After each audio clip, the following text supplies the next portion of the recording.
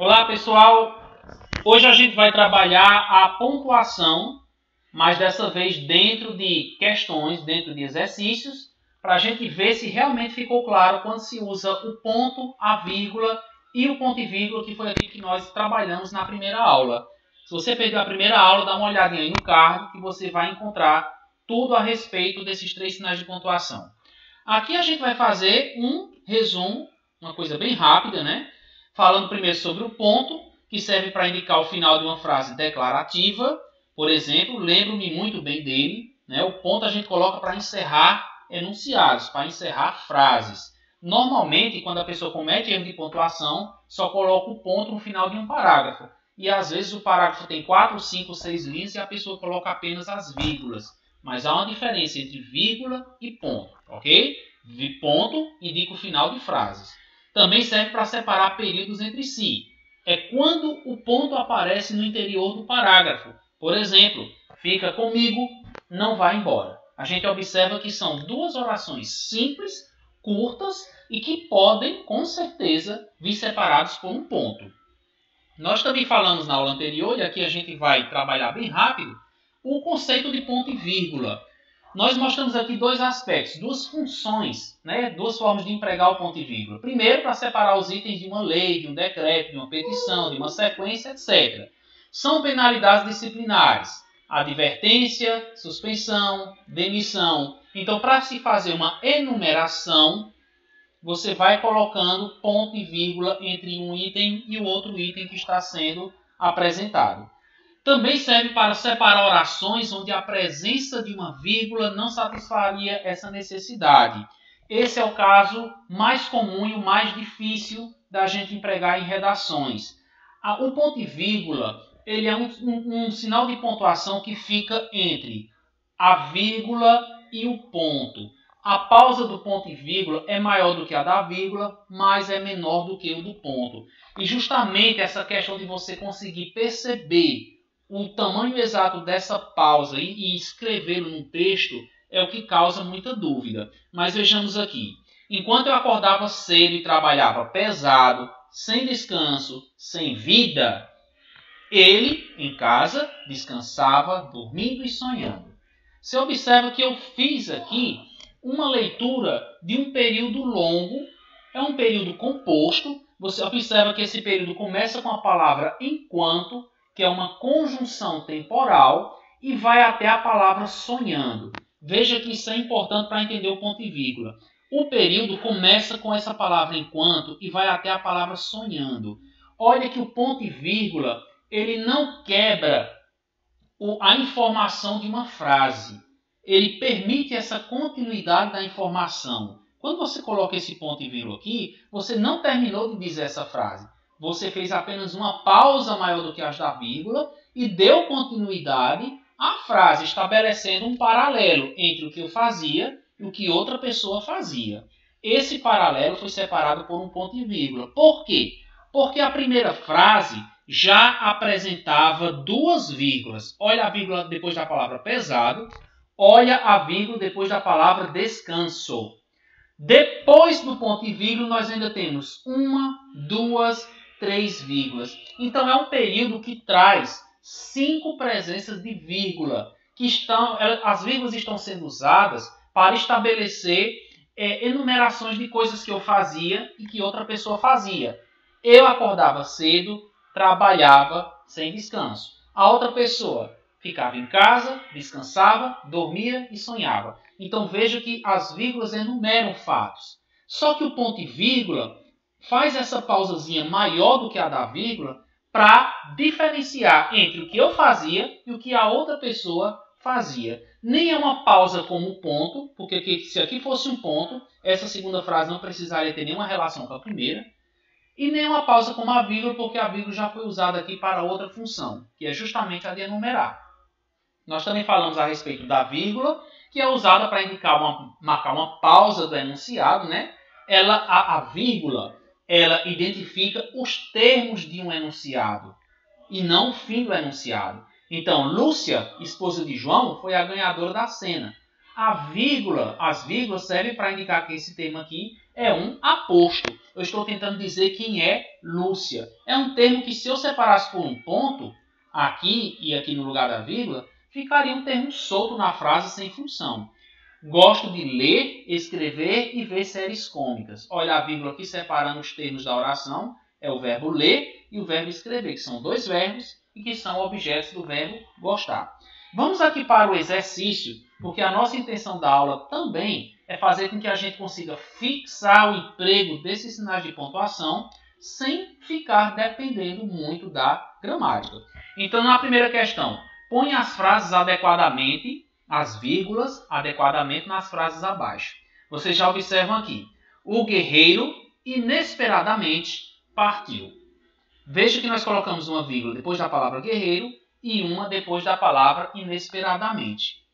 Por quê? Porque essa palavra inesperadamente faz com que, na minha fala, a pausa seja maior. O guerreiro inesperadamente partiu. Veja que há uma pausa. Se essa mesma palavra aparecesse no final da frase, eu diria, o guerreiro partiu inesperadamente. Veja que eu falo direto, eu não paro. O guerreiro partiu inesperadamente. Mas se eu coloquei no meio do sujeito e predicado, tem que aparecer entre vírgulas. Até porque uma frase com sujeito e predicado não tem vírgula. O copo, vírgula, quebrou. Não existe. Mas o copo, de repente, quebrou. Aí eu vou ter vírgulas no meio da palavra, da expressão de repente. Queria voltar cedo para casa, mas não tenho dinheiro para o transporte. Você observa que eu fiz uma pausa antes da conjunção mas. E antes de qualquer conjunção, normalmente empregamos as vírgulas, certo? Eu, por exemplo, não gosto de comer nada antes de dormir. Eu, por exemplo, esse por exemplo aqui foi colocado entre o sujeito e o predicado. É um termozinho que serve para você enfatizar a informação que pretende dar, ok? Então, quando você tiver expressões como, por exemplo, isto é, ou seja, esse tipo de expressão que denota uma tentativa de você se explicar, você vai utilizar sempre entre vírgulas. César, não volte tarde. Veja que César é um aposto, ele não é o sujeito do verbo voltar. Eu não estou dizendo César não vai voltar tarde. Eu não estou dizendo César volta tarde. Eu estou dizendo César não volte tarde. Então, eu estou usando aqui um vocativo. Quando eu me referir a alguém, a um chamado, eu vou colocar vírgula. Pedro, o gerente do banco, ligou. Veja uma coisa interessante nesta frase. Se você utilizar apenas a vírgula depois de Pedro, seria o mesmo caso da frase do César. Eu estou falando com Pedro. Pedro, o gerente do banco, ligou. Pedro, o gerente do banco, ligou. Mas como aqui nós temos uma vírgula depois da palavra banco e uma vírgula depois da palavra Pedro, eu vou dizer Pedro, o gerente do banco, ligou. Ou seja, estou dizendo que Pedro é o gerente do banco e foi esse Pedro que ligou. Pedro, o gerente do banco, ligou. Vamos perder nada. Foi resolvido. Aqui nós colocamos um ponto para mostrar uma coisa interessante. Eu poderia colocar uma vírgula também e dizer, vamos perder nada, foi resolvido. Vamos perder nada, foi resolvido. Se eu ponho uma vírgula, a pausa fica menor. Mas eu também posso mostrar uma outra coisa aqui. Dê uma olhadinha aí nessa frase. Vamos mostrar aqui novamente. Entrar aqui nela. Olha só.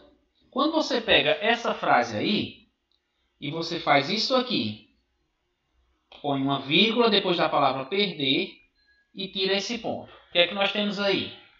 Vamos perder nada.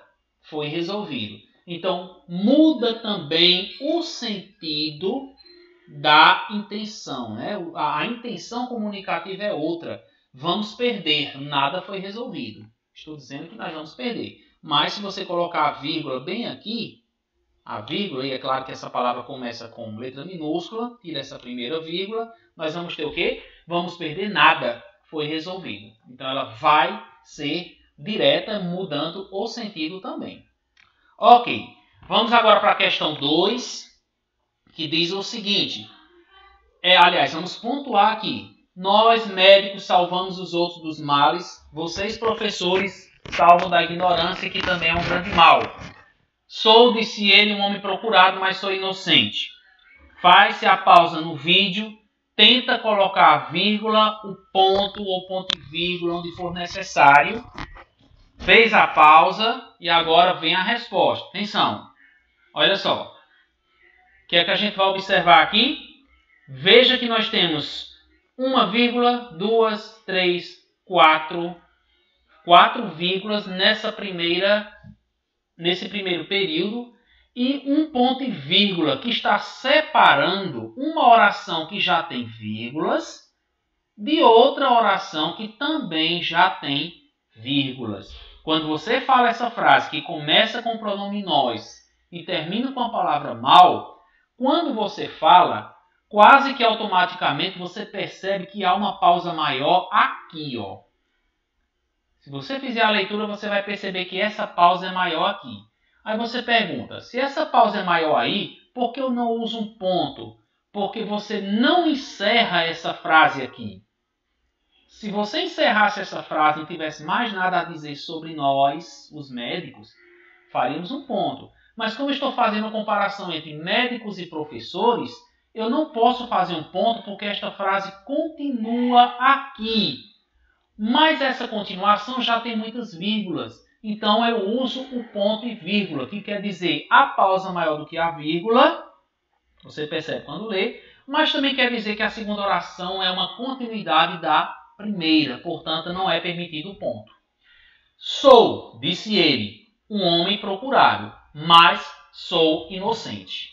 Então, nessa segunda frase, nós temos o chamado discurso direto, que você percebe aí que está separando a palavra sou, né? A palavra sou, que no caso é o personagem falando, da fala do narrador, disse ele. E aqui a gente volta para a fala do personagem. Um homem procurado, mas sou inocente. E aqui você observa o ponto e a frase seguinte com letra, iniciando com a letra maiúscula. Ok? Essa pausa é maior com a letra maiúscula. Você vê que eu posso sim colocar uma conjunção começando uma segunda oração. Tá? Claro que a função da pontuação aqui foi separar a voz do personagem da do narrador. Portanto, foi útil o ponto aqui e começar com uma conjunção em letra maiúscula. Se fosse um caso parecido com o de cima, em que a segunda frase é uma continuação direta da primeira, já com muitas vírgulas enumerando, eu podia até pensar num ponto e vírgula. E agora a gente vai para o nosso desafio. Você tem aí a frase que diz: João toma banho quente e sua mãe, diz ele, quer o banho frio. Aí você vai perceber, não entendi nada, por isso que é um desafio. A nossa função vai ser colocar vírgulas e ponto para fazer essa frase ter um determinado sentido. Então, novamente, você faz a pausa no vídeo e, preste atenção agora, quem acertou colocou assim: João toma banho quente e sua mãe, diz ele, quer o banho frio. O que é que a gente vai observar? Sem a pontuação, é notável que alguém pode ter pensado que o sua é o pronome possessivo da palavra mãe. Sua mãe, a mãe do João, né? Mas, na verdade, esse é o segredo. A pontuação está relacionada aqui com o sentido do verbo suar. Sua é do verbo suar. João toma um banho quente e sua. Ele fica suado. Então, ele diz, mãe, quero um banho frio. Então, veja aqui, ponto, porque terminamos de falar sobre João. João toma um banho quente e sua. E agora a gente vai dizer o que foi que João falou para a mãe dele. Mãe, vocativo, diz ele, fala do narrador no discurso citado direto. Quero banho frio é a continuação da fala de João para a sua mãe. Ok? Muito bem. Essa aí foi a aula de hoje. Espero que tenha aprendido algo mais. E a gente se vê aí na próxima. Tchau.